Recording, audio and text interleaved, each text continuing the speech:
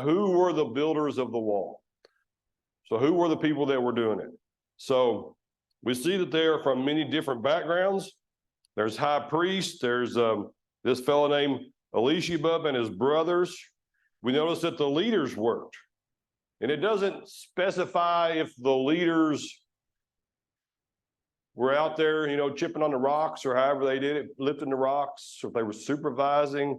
But we see that they worked. And I, just the way I read it, it's almost like they participated in the manual part of the labor, probably. Yeah, there probably had to be some people that were supervising, but I'm going to say that as long as these hours went on and the way it went on, they were probably, getting their hands dirty.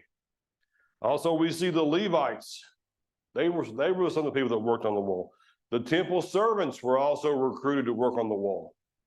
It says the government officials there in Jerusalem were helping build the wall, which is, that's, a big deal. The officials usually don't come out and do things. What do? They just kind of see over things. And so here we have the government officials, the government people actually coming out and participating in the work. And also some people came from nearby cities. Why would people from nearby cities be interested in completing this wall?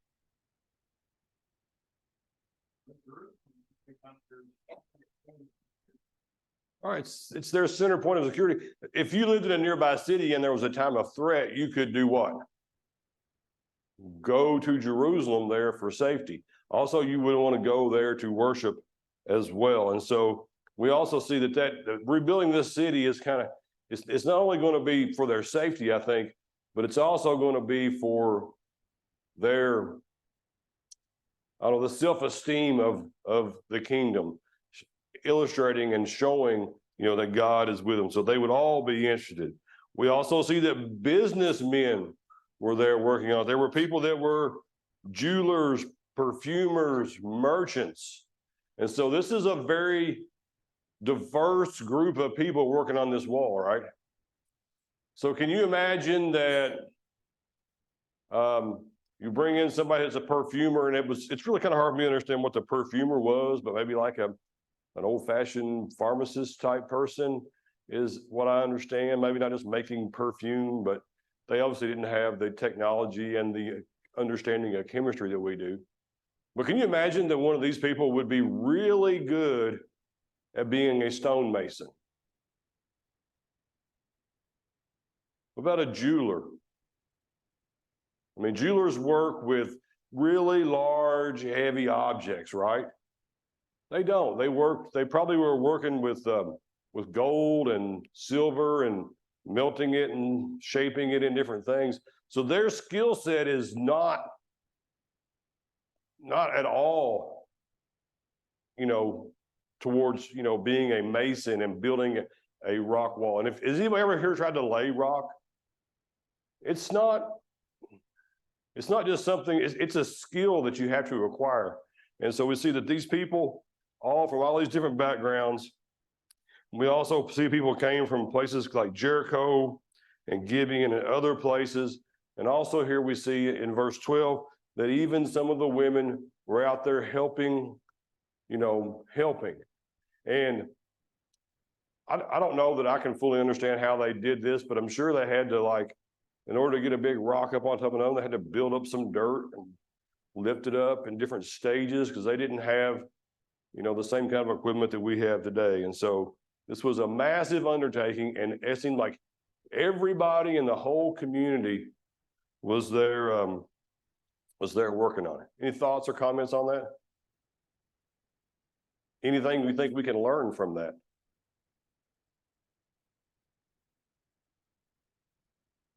Eddie? Verse 5 stood out to me.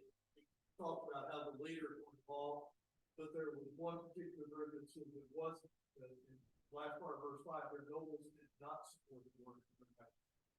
Okay, and so here, there was a group here where their nobles didn't support the work. Don't know if that was financially or, verbally or how. But we might see later on in the next few chapters how that may have been. They weren't supporting the work, but actually trying to take advantage of the people during this time.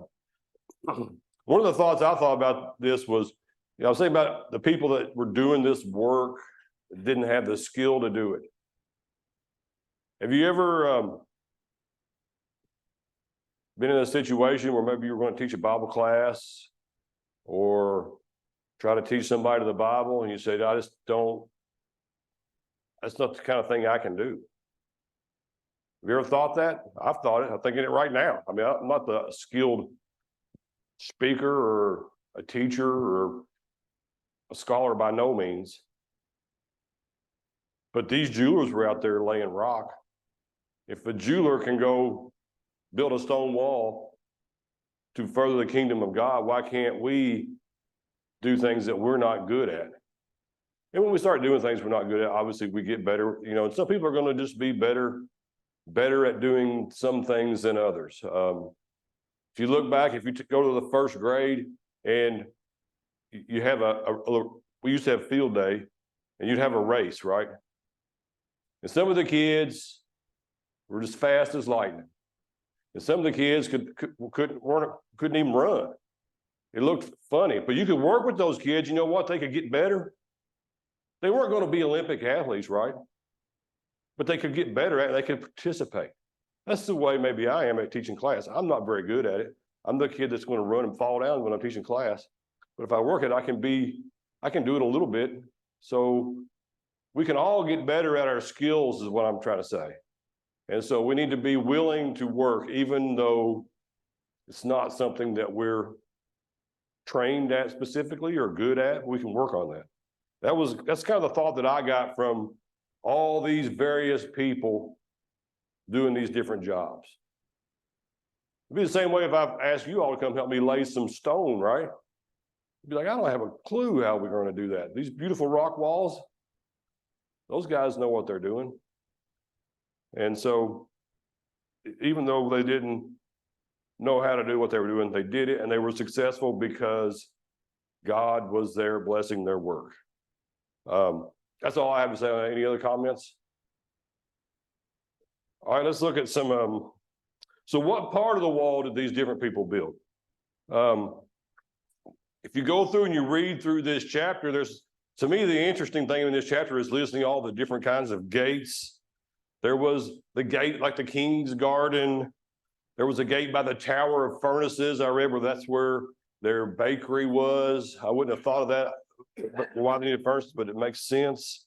There was the tower by the Tomb of David. There was a tower by an ancient armory. There was a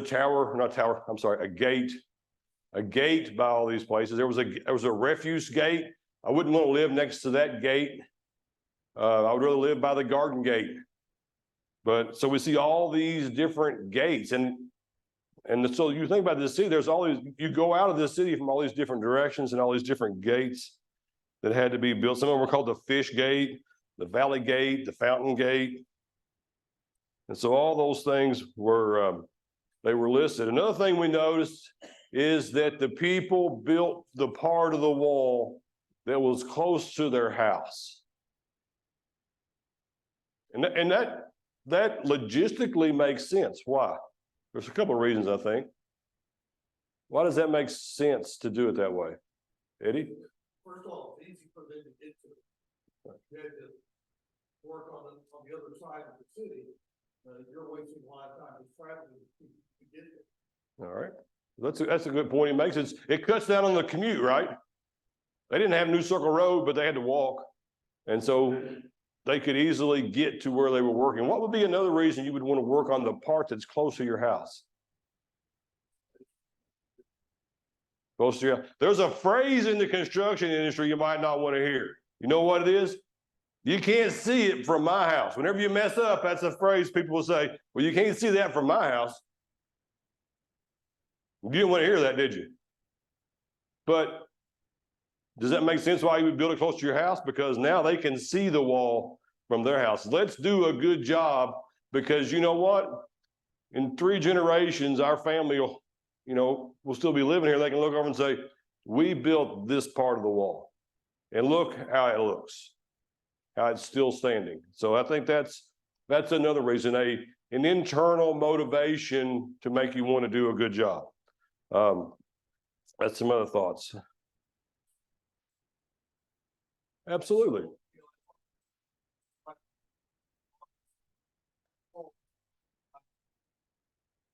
Yeah. And would you want the weak part of the wall to be next to your house? Because that's where the army would maybe be coming in if they did invade. And so I think that it doesn't specifically say that, but that to me, that kind of makes sense and that they did that. Let's look at another thing. How did they build? It says the priests, whenever they built their part of the wall, they consecrated it with sacrifices. And so we can see that the priest, that's kind of like in their job, right? They consecrate things, consecrate things to God, they offer sacrifice. So they did that. It also says in here in verse 20, there was one man who built with zeal. Wouldn't you want to be, I think it was verse 20, maybe not. I'm sorry? 20 after the son of Nehemiah zealously repairing those sections from the ankle to the doorway, out from the shin. Okay, thank you, Adam, for seeing that. So here this guy says he's zealously repaired that wall. Have you ever been around somebody that was zealous about what they were doing? I would assume these people were pretty committed to this, but there was one particular guy that was singled out. He was zealous about how he did it. He was doing this with great fervor and excited about it.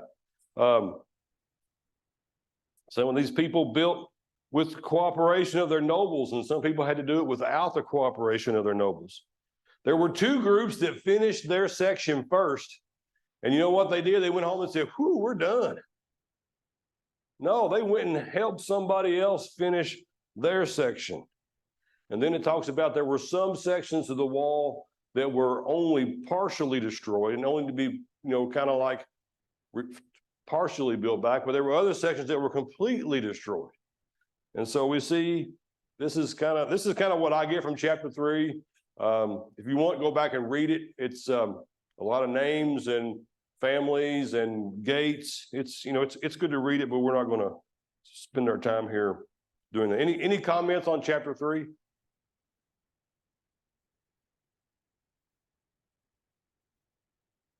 All right, let's move on to chapter 4 then. Let's go ahead and read verses 1 through 6 of chapter 4.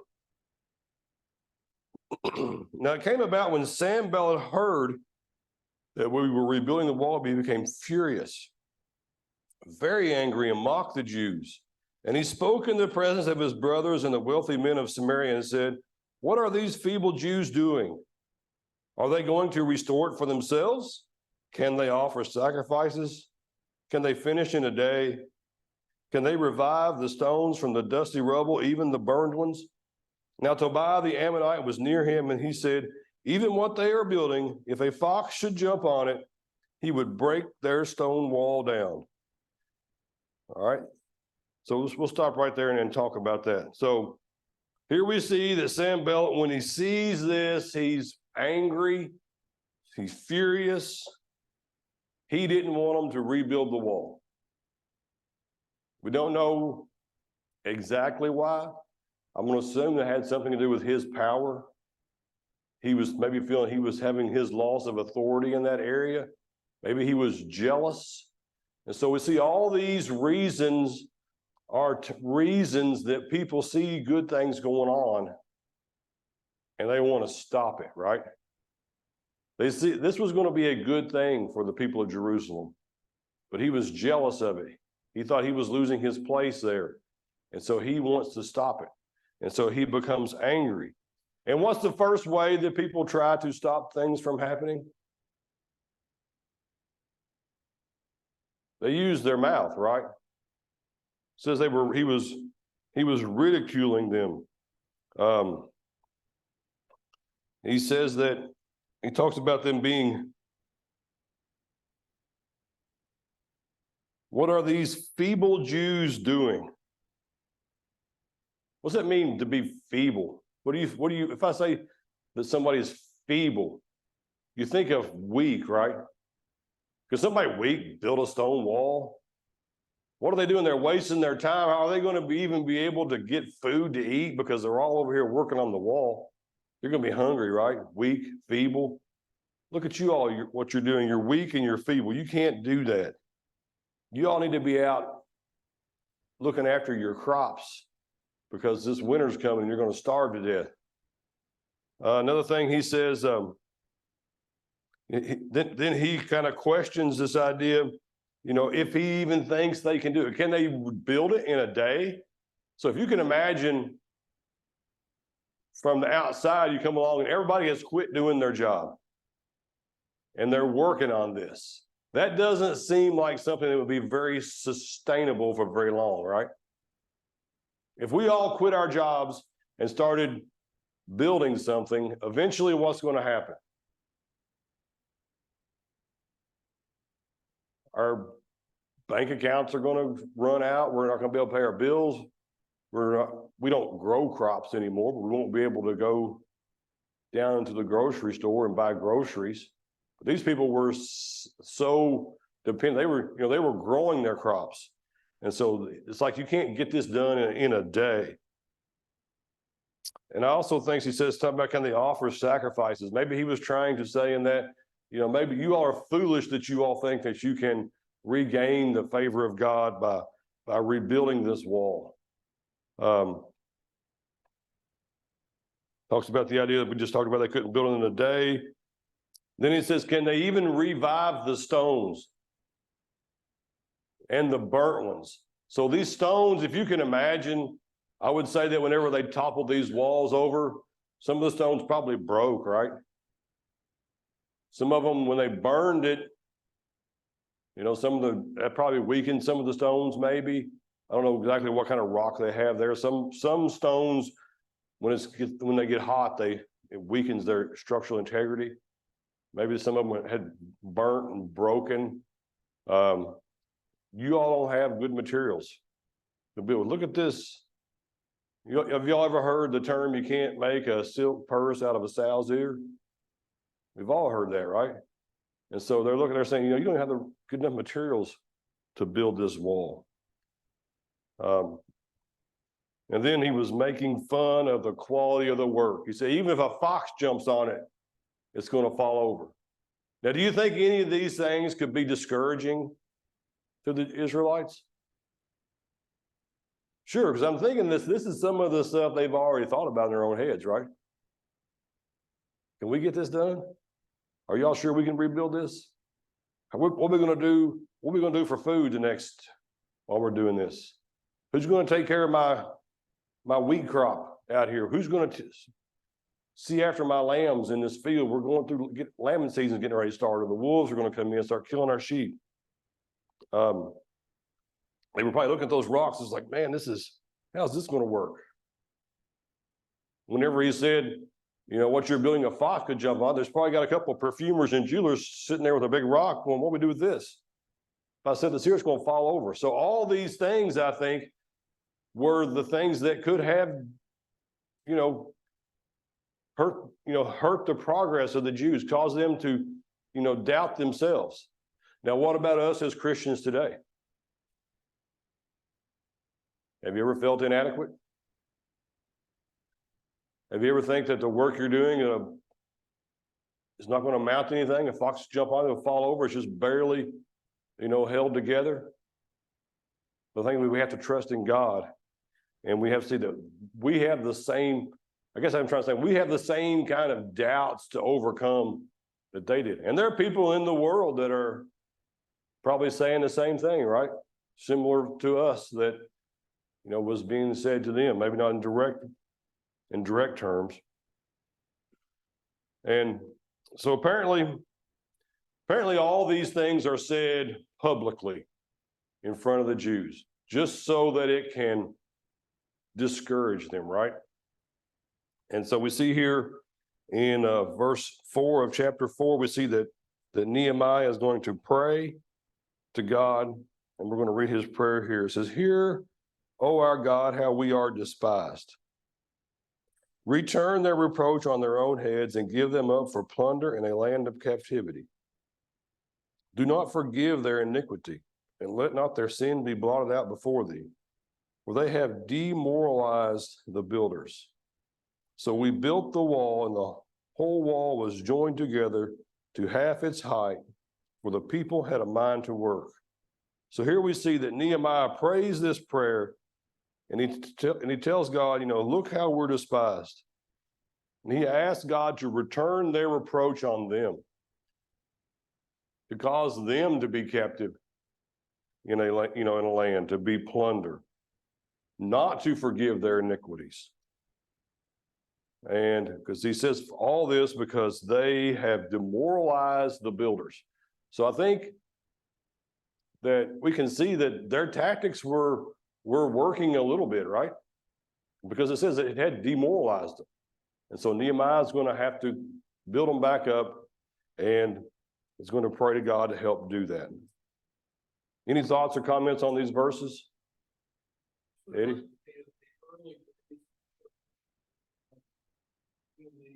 St. Peter had brought in Peter and John because they were preaching Jesus, and brought them before the council and told them not to do that. And then they continued to keep doing it and brought them back in again. And this time they even got beaten. And then he threatened to even kill them. Bailey on talk about it. It said that when they left, they went and found their number. And they together talked about how that the Sanhedrin, the leaders of the Jews were doing everything they could to stop them. And yet ultimately they rejoiced in that because they recognized that God was more powerful that could overcome those things. And I see that same sort of attitude here with Nehemiah, getting the people together and kind of reminding them God is more powerful than this. And that's, I think, how this ends up. They had a mind to work. They got back to the duty they had in front of them, knowing that God would overcome. Right, exactly. So Eddie compares it to, the way the Sanhedrin was persecuting them. They're being persecuted by this fellow Sanballat and these other people, but yet they overcome that because they know that God is powerful. And I think this phrase, they had a mind to work, is probably one of the most memorable phrases in all of Nehemiah, isn't it? And that's often, you hear that in lessons. That's how we need to have. We need to have a mind to work and to do God's work. Any other thoughts or comments?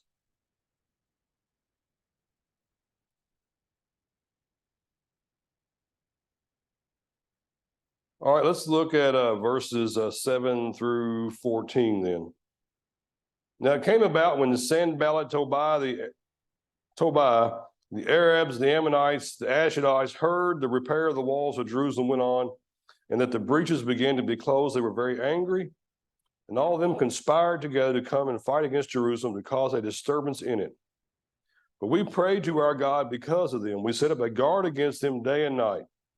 Thus in Judah it was said, the strength of the burden bearers is falling, yet there is much rubbish, and we ourselves are unable to rebuild the wall.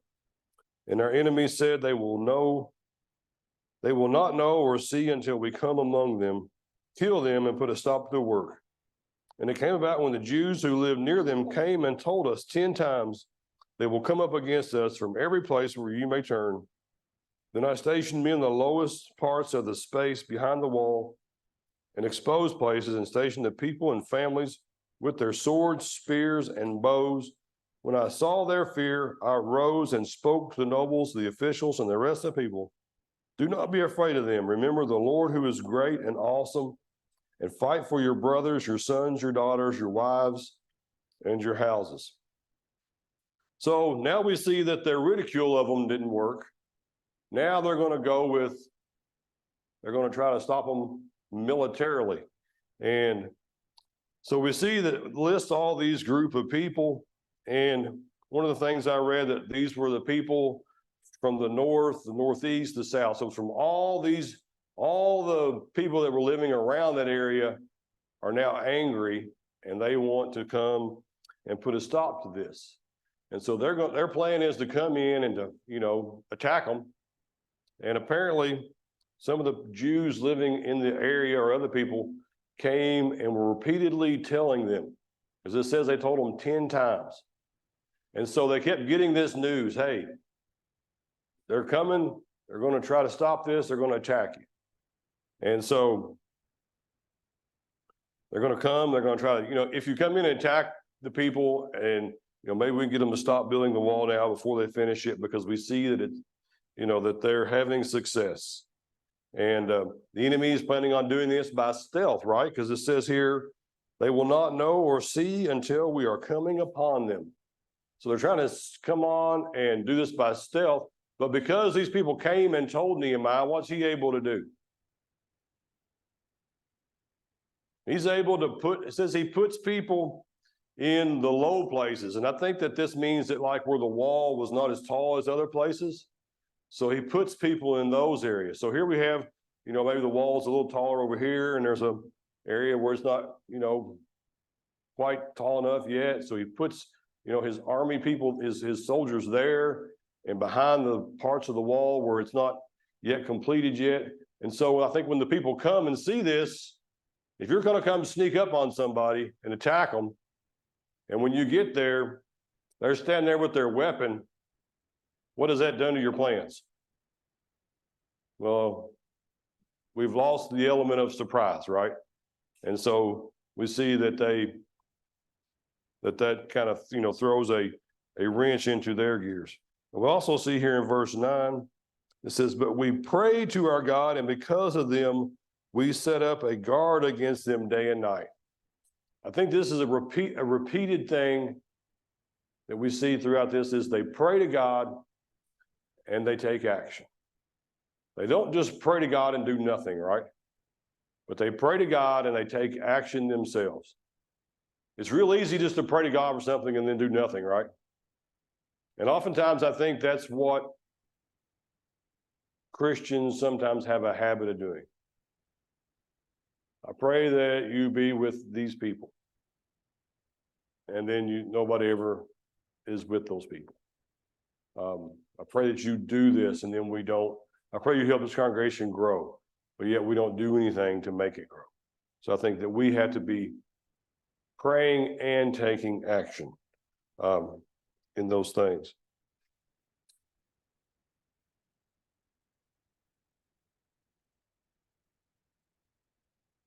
And then they kind of write this little song here about their strength failing. And I think a lot of these threats and things is still they're trying to get in the Jews' heads, or the Israel, if you want to call them the Israelites. And then in verse 13.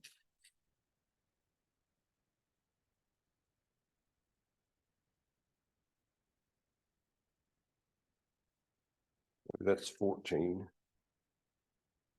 Oh, here it is, verse 14. When I saw their fear, I rose and spoke to the nobles, the officials, the rest of it. Do not be afraid of them. And he's going to tell them why. Remember the Lord who is great and awesome.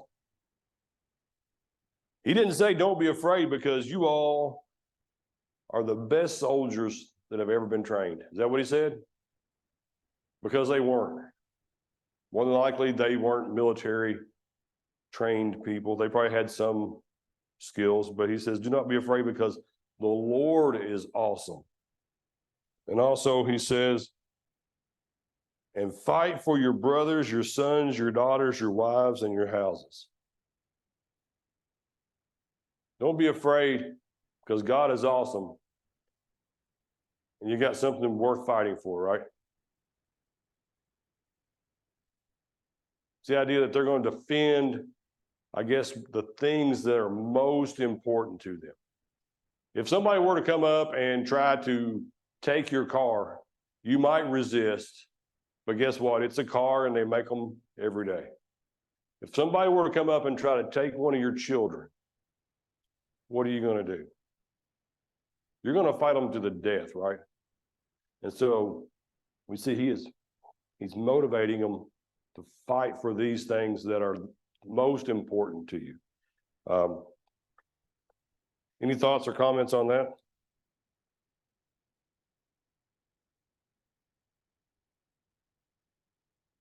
All right, let's go ahead and read verses 15 down through about 20. And it happened when our enemies heard that it was known to us and that God had frustrated their plans, that all of us returned to the wall, each one to his work.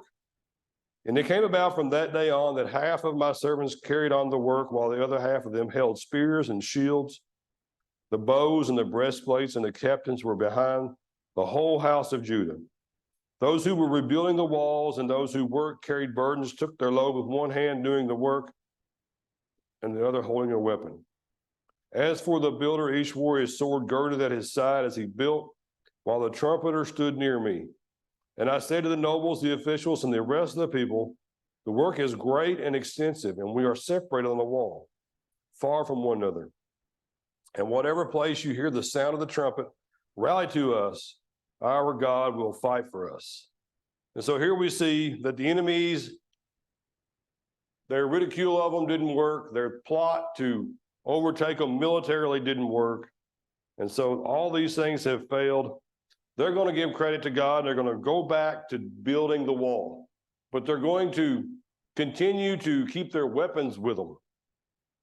And this is, I mean, everybody that ever went to Bible school or the, what's it called in the summer?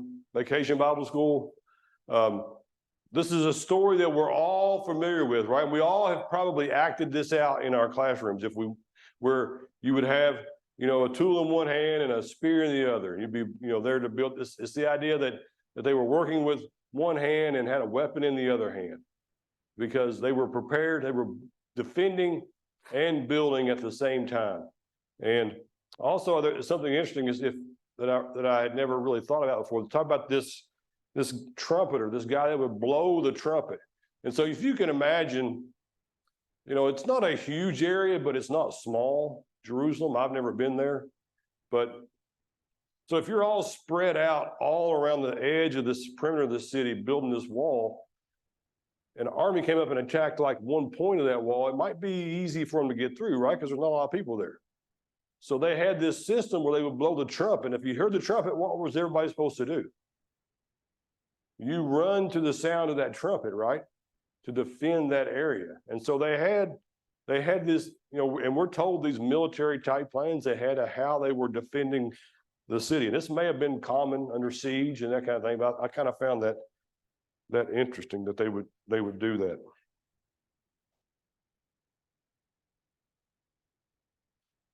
And so how do you think this would help proceed the work?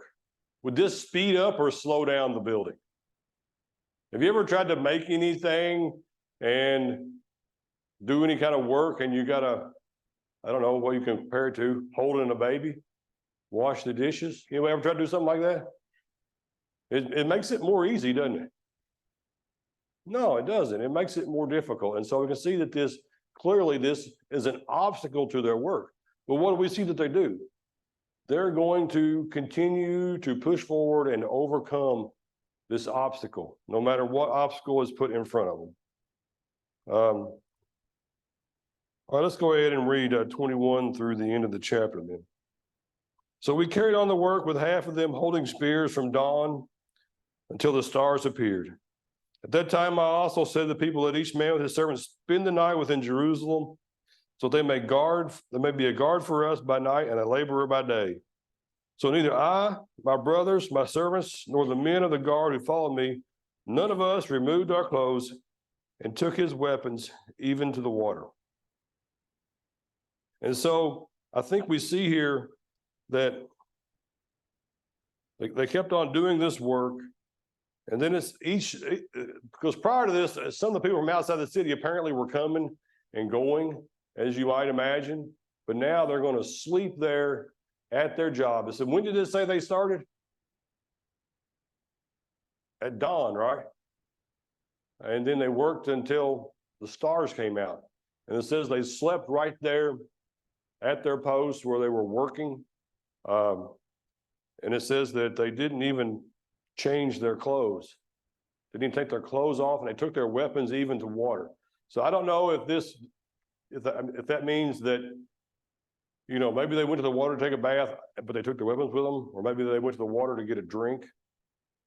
We see that they were always continuously armed to prevent the Sanballat and these other fellows from coming in and doing anything. That finishes chapter 4. Any thoughts or comments on chapter 4? All right, so chapter 4 has focused primarily on external threats to the work. Now, chapter 5 is going to talk about internal threats. And it seems to me like that whenever you have a situation, there's always external problems and internal problems. So we're going to look at some of the internal problems that they had, how they dealt with those. All right, so let's look at verses 1 through 5. Now there was a great outcry of the people and of their wives against the Jewish brothers. For there was those who said, we, our sons and our daughters are many. Therefore let us get grain that we may eat and live. And there were others who said, we are mortgaging our fields, our vineyards, and our houses that we might get grain because of the famine. Also there were those who said, we have borrowed money for the king's tax on our fields and our vineyards. And now our flesh is like the flesh of our brothers, our children like their children. Yet behold, we are forcing our sons and our daughters to be slaves. And some of our daughters are forced into bondage already. We are helpless because of our fields and our vineyards belong to others. So now we have the problem that they're having to sell their possessions so they can get food to eat. Remember we talked about that earlier. And they're not only are they having to sell their possessions, but guess what? There are people that are taking advantage of the situation. And these people are who? It says it's their Jewish brothers. So it's people from inside the camp are using this as an opportunity to gain advantage or to enrich themselves, or buying their children as slaves, which was legal under the law of Moses. It's different than what we think of slaves. It was more like indentured servitude, and they had to be freed after so many years. But it's not something that you wanted to do, right? I wouldn't think that if you had a field, you would want to work your own field rather than sell one of your kids to somebody else for 7 years. But so we see that there are people that are doing this, they're using him, and it's their own brothers that are doing that.